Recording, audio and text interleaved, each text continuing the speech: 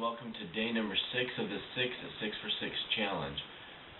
Today is Saturday, which is cool because it means it's been an entire week for me, and the downside is that it's Saturday, and Saturday is usually a day that I would skip. I would skip Saturday and Sunday, which were really bad at throwing off my entire schedule and made it a whole lot harder next week to get started. But I decided this challenge was going to be me actually doing Saturdays, and it was really difficult to get up and get out of bed.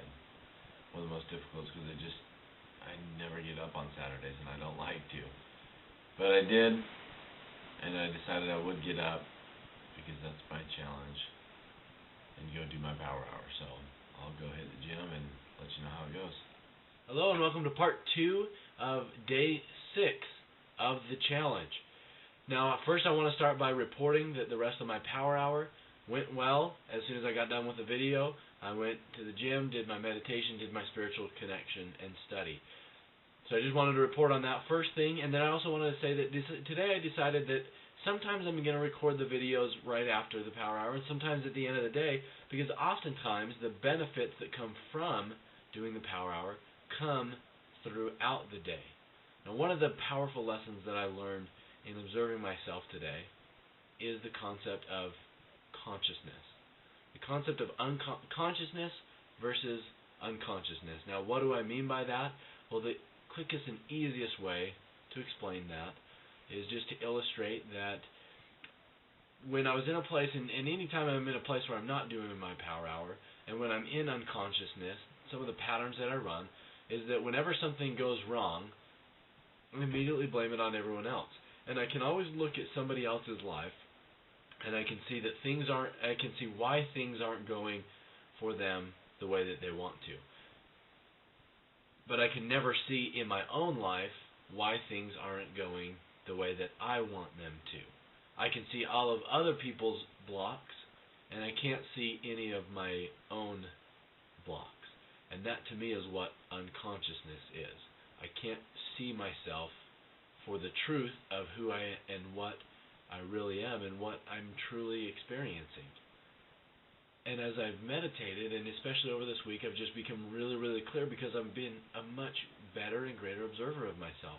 I can see myself during the day, and I see what blocks are coming up, and I see when things aren't going my way. I can look back and start to look at myself and recognize that I was the creator of a lot of those experiences, which is so important because until we acknowledge that we are the creators of our own experiences, we don't have any power. As long as we're blaming somebody else, we lose all of the power that we have.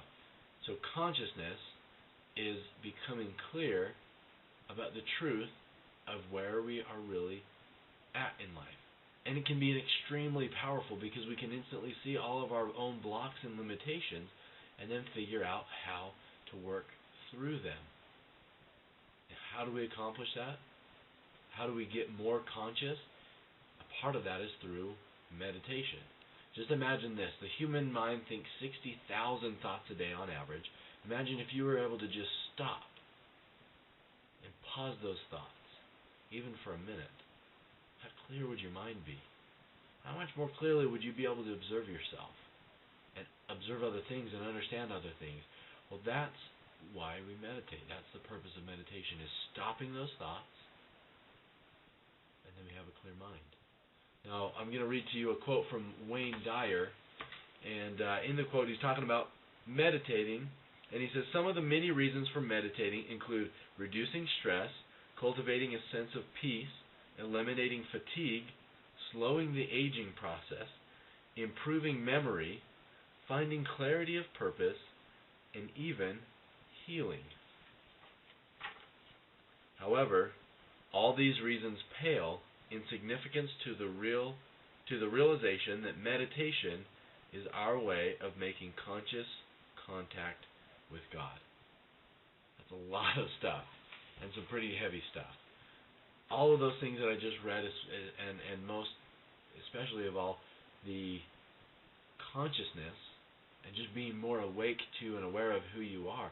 All of those are so small compared to the real reason, which is connecting with God. And you add all of those reasons up, it gives you a lot of motivation to actually start meditating.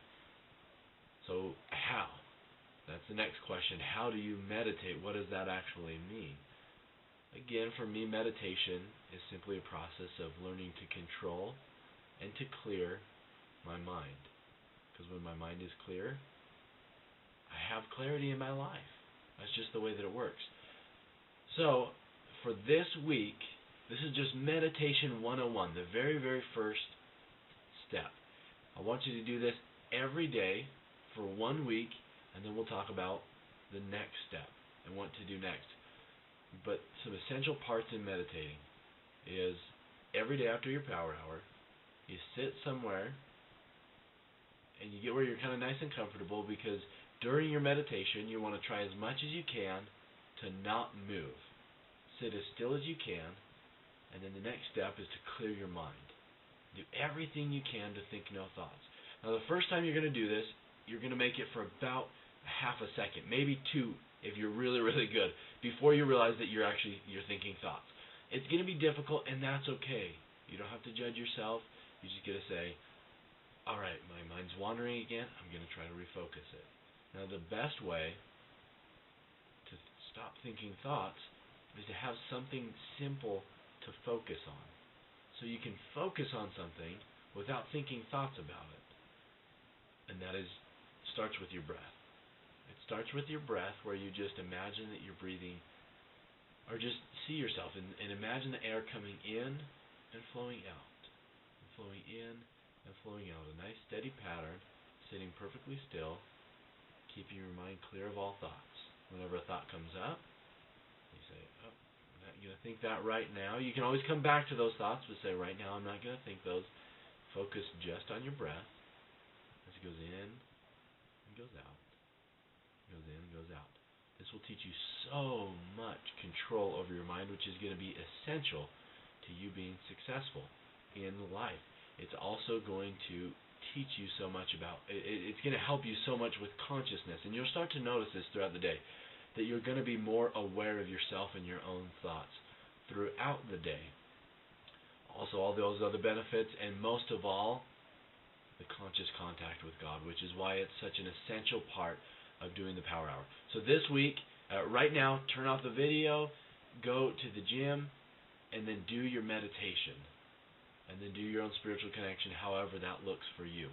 But for 1 week, do the meditation where you, number 1, sit still and control your body, and then control your mind. Because it's going to be so important. Control your mind, control your life. That's the next step. Control your body, then control your mind, then control your life. This is Tony Purcell reminding you to conquer your life.